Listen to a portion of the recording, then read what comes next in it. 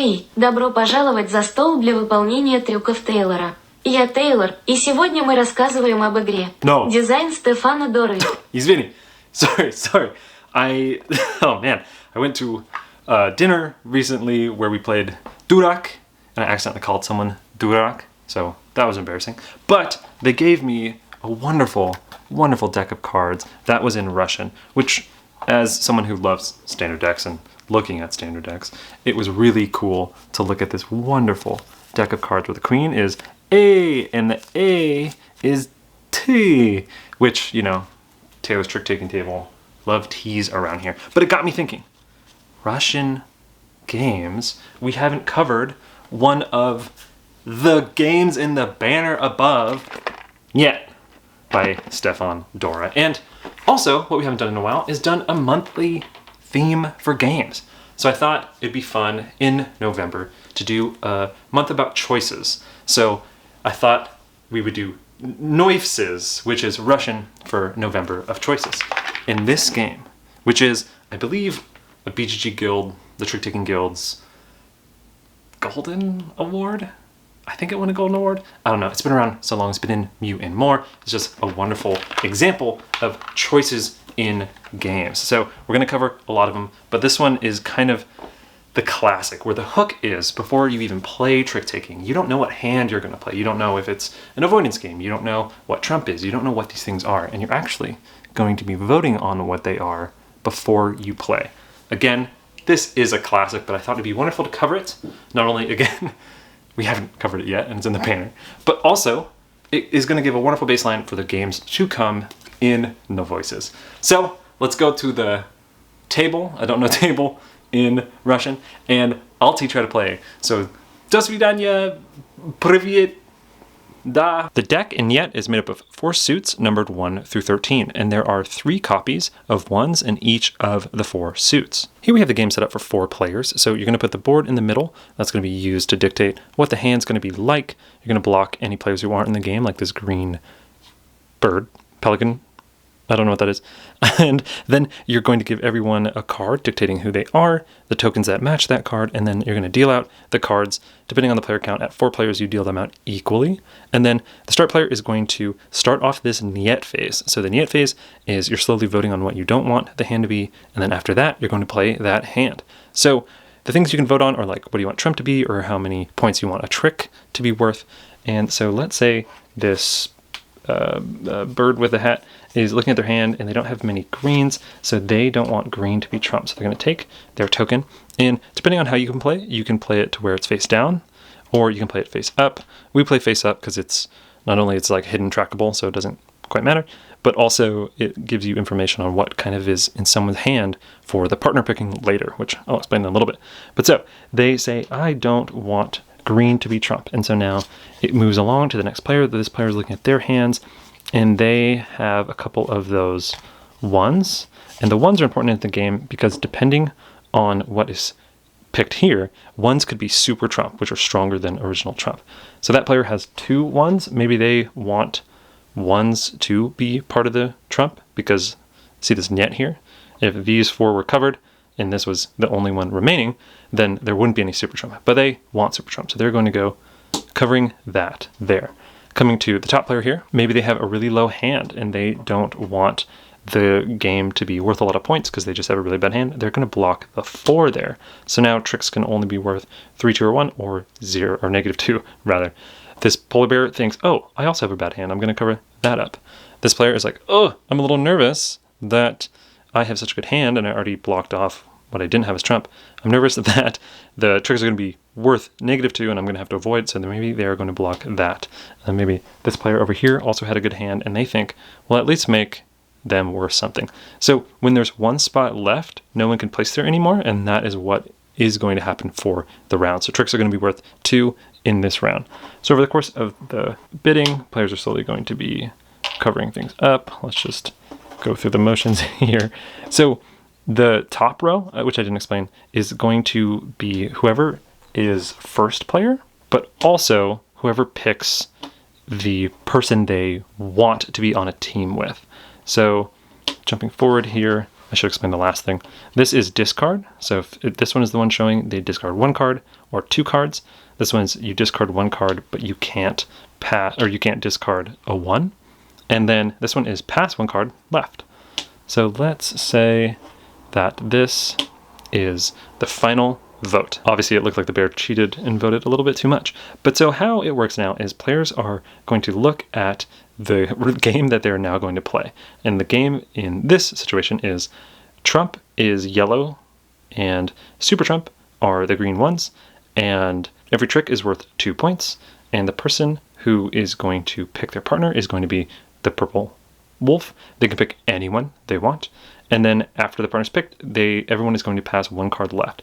So maybe the purple fox is like, if yellow's trump and it was the bird who was the first to pick it, let's have the bird be my partner. So then now these 2 players are going to be on a team. After that, they are going to follow the discard stuff. So they're going to pass 1 left. Maybe they're looking at their hand and they think, oh, this is, just a low card. I don't want it. I'm going to pass it to that player. And this all happens simultaneously. So everyone's going to, pass a card. And then after that happens, the first player is also going to be the player that leads into the trick. The trick play is mostly normal. It's must follow. So let's say that the wolf led with the 12 blue and everyone played like this. It's the highest of the led suit that wins unless there's any trump. Like let's say this, I think that's a bear. Yes, that bear was out of blue. They could have, if they wanted to, played this 8 and they would have won it because it's trump. How super trump works is the super trump kind of elevates into the trump suit. So this 1 green isn't a green anymore. It's actually part of the yellow trump suit. And then it just beats everything. If multiple 1s are played into a trick, it's the later one played that wins. The other interesting part about 1s is, let's say this polar bear actually was out of blue and they played that, which would be pretty dumb. The 1s are interesting in this game because if you capture a 1 played by the other team, it's counted as a loot and you get points for it. So in this case right here, this wolf is going to win because they play the highest of the lead suit and red isn't trump. And since the red was played by one of the opposing teammates, the wolf is going to capture that, keep it aside from their tricks, and that's going to count as loot points. And loot is worth whatever the points were dictated down here. So when you vote for points down here, it's not only you're voting how many points a trick is worth, but also how many points a loot is worth. Play like this is going to continue, and at the very end, you'll have tricks that you'll multiply by that number, loot that you multiply by that number, and players will add them up. So like the purple and the blue player are on a team, and so if purple won, 4 tricks and blue won 2, they're going to add that up to 6, add all the loots, and then they're going to times it by that number, and then they're going to both get that many points. So maybe at the end, they got 9 tricks and a loot, that's 10, they would have gotten 20 points each. And the other team does the same. Then you would shuffle everything up, redeal, you'd wipe this board, and then the person who go first is just the next person in line, so it would be the wolf, and it would keep going around. And again, like later on in, a later chapter, if it ended up being, let's do that, if it ended up being the, the wolf again, or maybe the polar bear whose turn it was to pick, they can pick, again, anyone they want. So the polar bear might, after the first round, be losing to those players, but maybe they want to be on this player's team again, and they could pick that person. And so you can have shifting partnerships throughout the game. So then you're just going to play a number of rounds. At 4, you play 8 total rounds, and whoever has the most points at the end wins. And that's mostly how to play. There is one extra thing, depending on the player count. You'll include this ×2 card. So this is included at 3 and 5 player because you have teams that aren't equal. So in 3-player, when you split into 1 and then 2-player team, you will give the one player team, the person who's alone, you'll give them this card, and this just times is 2 to the number of points that they get. And when you are the first player in that scenario, you can choose your partner, or you can choose to go alone, which is really fun. And that's how to play Nyet. So that is Nyet, and whoops, got the old edition there. Sorry about that. That is Nyet, and yes, I will say this edition is absolutely amazing. Yellow did wonderful, wonderful job. I think the art is gorgeous. The fact that they include postcards is wild.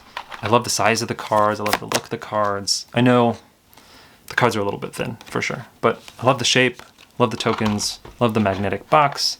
It is seriously a wonderful, wonderful production, especially I think it was 2016 it came out. So doing this much production on a trick-taking game, it's weird to say back in the day. It's what, 7 years or so? But I genuinely feel like they put a lot of love into it, and I just want to say it definitely shows. To the gameplay, I do like the game. I think there's a lot of really cool stuff it does. There's some things I don't like, which I'll get into later. And it's also really fun to see the two different versions.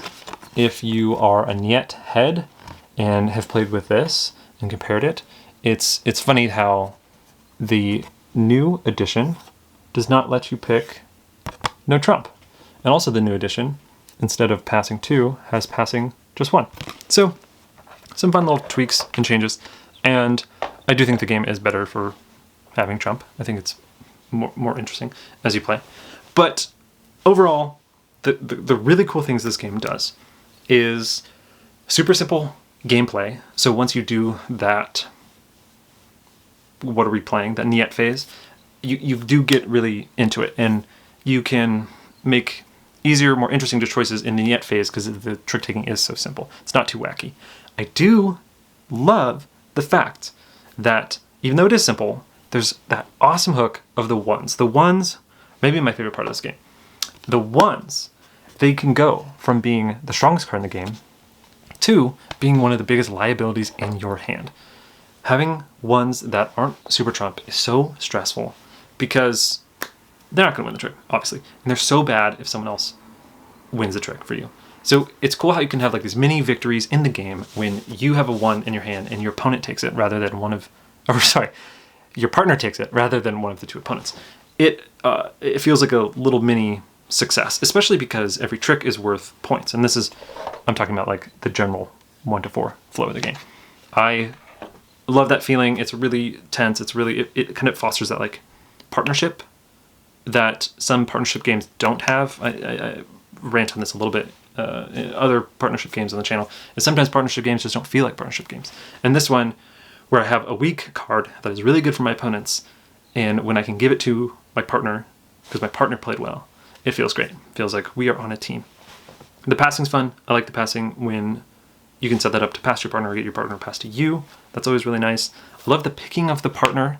Oh, so huge. Especially because you can pick someone next to you. And most partnership games, you usually play across from your partner, because that facilitates, I think, the most interesting gameplay is because having people in between your tricks makes it so you can't really set things up. But in this game where you can pick that is super strong and super interesting. I think overall, the Nyet phase is also pretty smart because it's not me picking what I want to happen. It's me picking what I don't want to happen. So there's like a delayed gratification, but it still feels good to be like, oh, I have no blue in my hand. Like trump can't be blue, so at least I have an okay hand. But it doesn't like totally mess someone over who maybe they only had blue, or maybe they had blue and green and they're like, oh no. So they can kind of like work towards something. I love the Nyet phase. It's so cool. Cons to this game. I will start from the lightest con. I don't know what this is, the smallest violin, to the strongest con. So the lightest con, the Wrath of Khan, I think the smallest little nitpicky thing, I wish these 2 rows were a little bit more interesting. So this one right here, like kind of always the last to get closed. It's just like, okay. Especially in a game that's like pretty long, like you play 8 rounds at 4, whew, playing a longer game. I would love to see it have discard 3 or something like that. Like, I think the game would benefit from having more interesting options here. The fact that like discard 1 but not a 0, and discard 1 that can be a 0. Like there's some minutia there that I think matters. Yes, it definitely matters.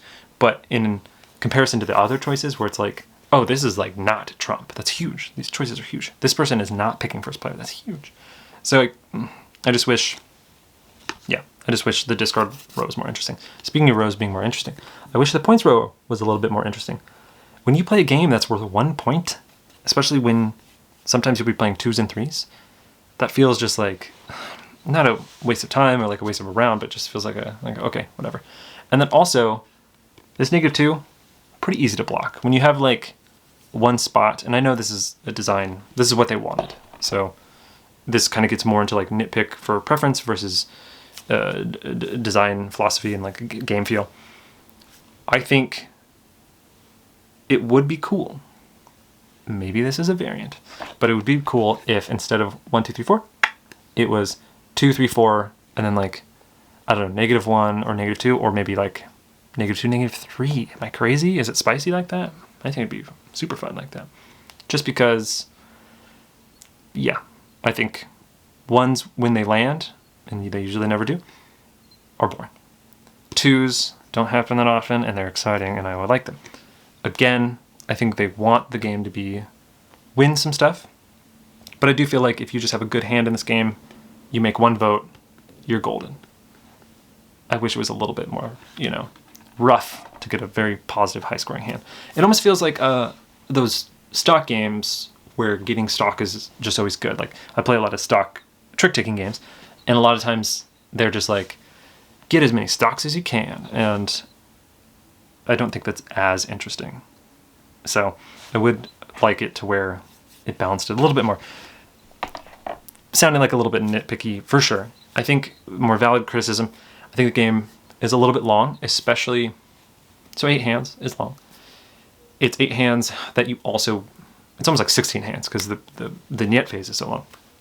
And they're bigger hands too, for sure. And I think why sometimes the game feels like it's super long is not just because of those 8 hands, or not just because there's 2 phases in each of those hands. It's because sometimes, yeah, you'll vote to like 1 sometimes, or like even 2, if I'm being honest. Like the 2 happens so often just because you have people who have a good hand, so they do this, and then bad hand, so they do, or sorry, yeah, a bad hand, so they do that. And then a good hand does like one of these, and then the other good hand does that. So it's like, you're usually playing 2s, is what it comes down to. And so I feel like, yeah, 8 hands, especially if you get like 1s, that's when the game starts to drag. So a little bit of a drag. Wow, I think it's a good game. Sorry, but those moments stand out, right? Last con, and this is the biggest for me.